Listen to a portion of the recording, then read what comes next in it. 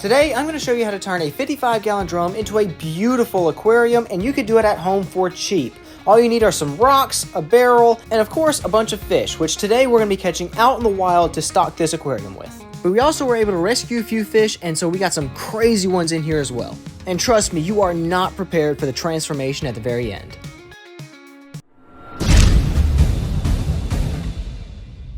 My brother and his wife are trying to turn this boring office space into a beautiful, magical tattoo studio. And so far, they're doing a great job, but what they wanted to do was add a wishing well in the middle and have it function as an aquarium and a table. So we've got a lot of work cut out for us.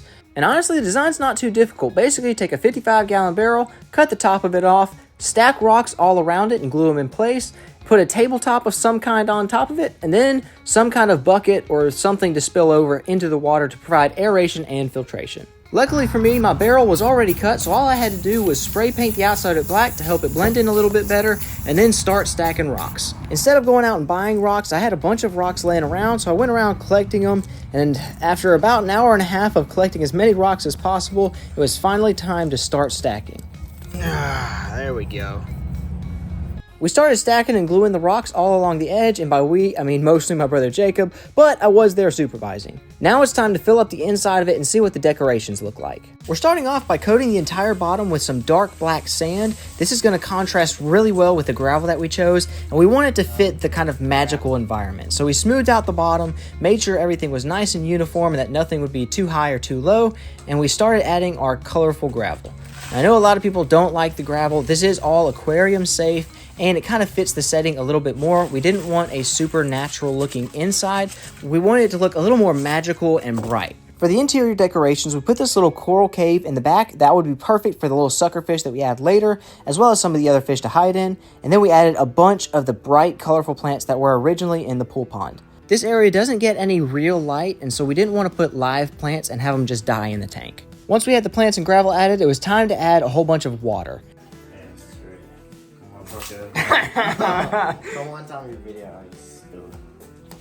And don't worry, we used a tap water conditioner to make sure there was no chlorine in this water. All of the fish were going to be perfectly fine. With the tank filled up, it wasn't time to add fish just yet. We had to finish up the rocks and let the water set for a few days. It was getting a little too late, so I told them to finish up and I'd be back in 2 days.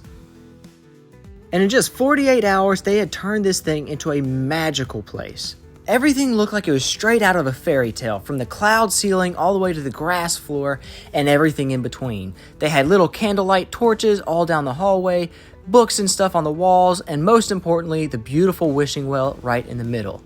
We actually worked for a really long time to get that bucket to work, and then after 2 days it broke. So I'm not going to show you any of that footage because it was all useless in the end, but now it's time for us to go out and catch some fish out in the wild.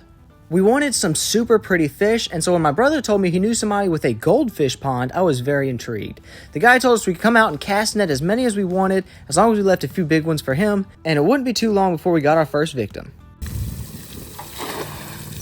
The first 5 or 6 casts came back empty-handed, but after we finally caught this one, there was a little bit of hope.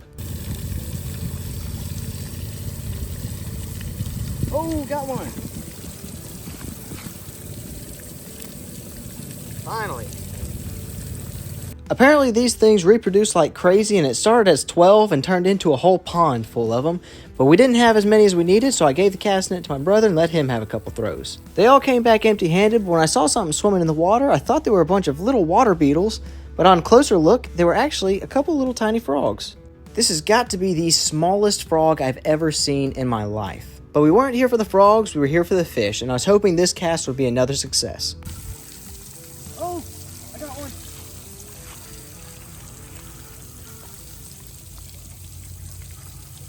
Okay. We got one more. But we didn't realize we were about to have to pack it in early after a little bit of a medical emergency. As my brother Malachi was pulling in his last cast, we noticed something pulling against it. Oh, catfish. If you're squeamish, I'd recommend skipping ahead 20 seconds because this is what happens when you're not too careful with catfish. Oh, dude. Oh, snap. Catfish have very sharp barbs that can stick in your hand just like this, and it is not fun to get out. The wound was pretty nasty, but nothing a little first aid couldn't fix, so we got him patched up with a first aid kit, and now it's time to go to the shop and drop off the goldfish. As I brought this one back, they had already picked up a few fish from a buddy of mine who was getting rid of them, so you'll see them in a little bit. Once I finally wrangled this sucker, I put him in the water and watched him swim down.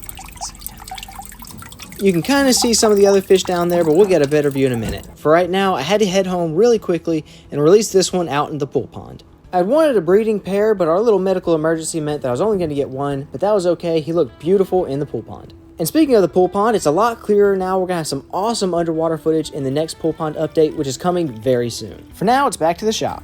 We've got some plants, fake plants. I know you guys don't like fake plants, but we don't have any natural light in here, so we had to go with fake plants. And we got some fish down there. The problem is there's a lot of nasty stuff up here. We had a small pump running. It wasn't doing enough, so we've got a special surprise. A company called Higer sent me a UV filter that they claimed would clear this water up easily. I wasn't sure how much to trust it. I mean, this is a pretty big tank, but I decided to give it a try and to post the results for you guys to see. So we're going to leave this thing in the water for a few days, come back to it, and see how much clearer the water is. On top of it being a UV filter, it also has a built-in aerator, so that's going to also help with all the aeration that these fish need. The LED light is not part of this filter. This is just an extra additive we put on the side, but once we plug this thing up, it ran perfectly. Oh yeah, that can go a little deeper, honestly. It's putting out the oxygen. It's all coming out of there. All right, so the UV light is on in there. You can't really see it. As y'all guys can tell, there's a lot of floating debris. It's really nasty looking right now. We have had it running for a little bit. We had a different pump. It didn't work that well. So we're gonna come back in a day or two and see how much this filter has cleared up the water. All right, now we have a big piece of glass. This is gonna act as the countertop, I guess. And it's got a hole cut in the middle, so we have a really pretty waterfall feature. At this point, I realized I never told you guys about the countertops. This is just a piece of tempered glass separated by some hot glue. That way it doesn't scratch the surface. So basically, when you walk in, it's like a pretty wishing well. It needs to be wiped down a little bit. We just had it sitting on the ground. But we're gonna come back in a couple days and check how clear this water's gotten. I think one of my favorite parts of this project is how the rocks permanently look wet. So Jacob, could you explain how you did that? So what we did is after I got all this secured, so I secured it with hot glue at first to kind of hold it in place because hot glue cures really quick, and that way it wouldn't fall over. And then I went behind it with some nice Gorilla Glue so it would stay real strong. And once that all cured, I took some spray adhesive and sprayed it on there, and that's what gives it that glossy finish. And it kind of looks like it's permanently wet, like it's a water well, like it is. This is some of that Gorilla Glue, and it looks like water just kind of dripping down. So it's a really cool effect. As soon as you walk in, it kind of looks like just a wet water well. So it's exactly what we were going for. We thought about doing something like this, where it was like kind of a paper mache type thing, but the natural rock was actually so much better. A ton more work, but it was worth it in the end. I think this thing looks absolutely beautiful. And it will look a lot better once the fish are out and about and this water's cleared up. I tried to get some food in here, and we were gonna feed them and get some footage of that. That's why we turned off all the pumps, but they're kind of a little bit scared since we've been messing in the tank. So we're gonna come back maybe tomorrow, maybe the day after that, and we're gonna see how good this filter works, see if it clears the water out real nicely. Of course, as soon as I say that, the fish come up and start eating. Oh, this light up top. Oh yeah, look at that. So I believe this is a loach. Some of these fish were rescued from a tank. Somebody was getting rid of the fish, and so we decided to take them up here for the shop. And then some of these, or I think it was the only one that's not, is the goldfish that we caught earlier in the cast net. But everything else has been from a tank. Somebody was just kind of getting rid of all those fish, and so we took them. So that right there is an albino loach of some kind. There's a couple goldfish, a catfish in here, and then just some other odds and ends. I have no clue what that thing is. It looks like a minnow to me from up here, but I know it's not. Silas says it's like a hatchet fish, I think. A hatchet fish, okay. I can't quite see it from the side. Usually with hatchet fish, they're kind of a lot more identifiable from the side. So that is the one thing about this tank, is pretty much the only way to view it is from the top. You can't see it from the sides. But this also functions as a countertop. This is tempered glass, and so this can be used when it's not wet right now because we've been messing with it. But when it's dry, it can be used for filling out paperwork and all kinds of stuff. So it is a useful fish tank, not just something to look at. There's our goldfish that we caught. They're a little bit skittish of the phone. Every time I try to record them, they dive back down. That loach, he's not camera shy though. Oh, there he goes. There they come.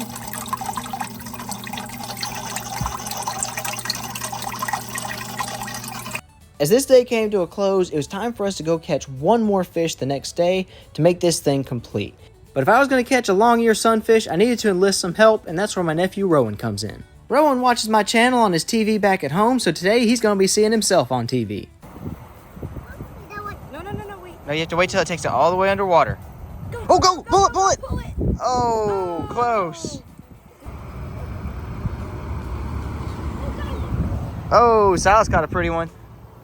Oh, save that one. Actually, we might give that one to Jake and Clarice. They were asking for one. That one's pretty. This was exactly what we came for, a beautiful long-eared sunfish. But we couldn't leave without Rowan catching a fish. Wait, not yet. Not yet. I guess I'm not the best fishing instructor, so I asked my brother Noah to come in and help him catch a fish.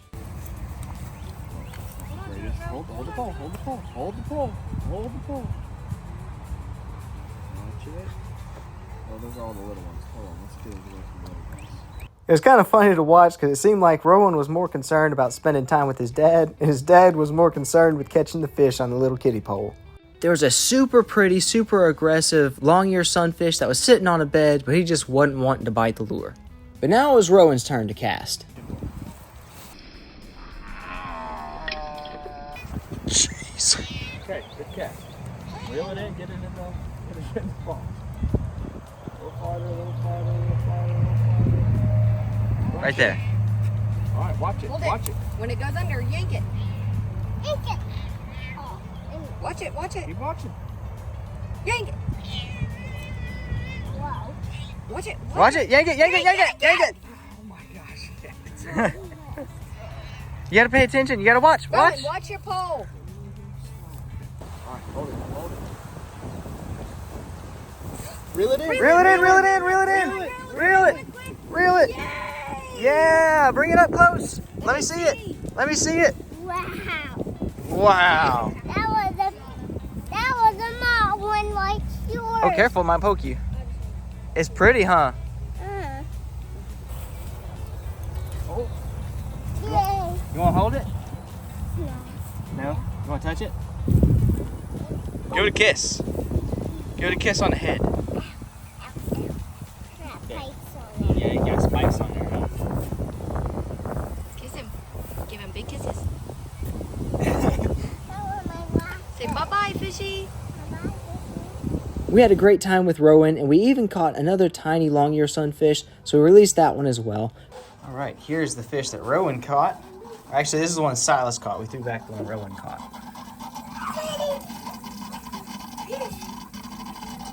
There he goes.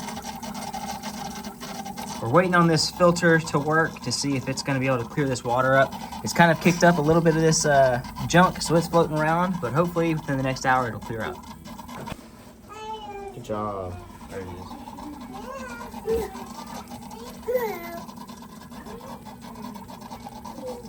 Even with the water really cloudy, the fish were super active and loved to eat.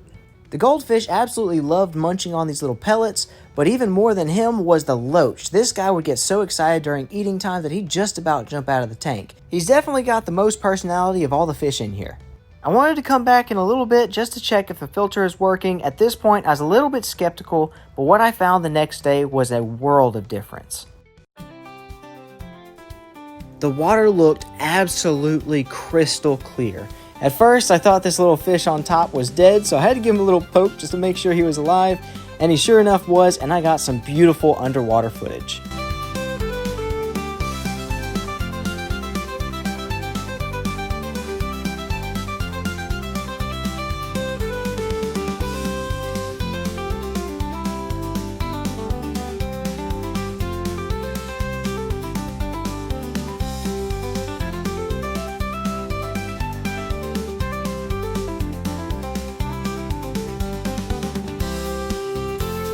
If you look real close, you can see some fish hiding on the right next to those plants. I believe that one of those is our little sunfish and the other one's a catfish. There's also a pleco hiding in the cave, but I didn't get too clear footage of him. And of course, the loach, he's always front and center. He loves the attention, and for whatever reason, he always wants to be right where the camera's at. Again, huge thanks to Higer for sending this filter. None of this footage would have been possible without it. If you guys want to check out their products, I'll put a link down in the description below. Also, if you'd like to get a tattoo in a nice family-friendly environment, or even check out the aquarium build in person yourself, go check out Radcliff Tattoos. I'll put all their info in the description down below. If you watched the whole video, consider hitting the like button on your way out. And as always, Jesus loves you, I love you, and have a great day.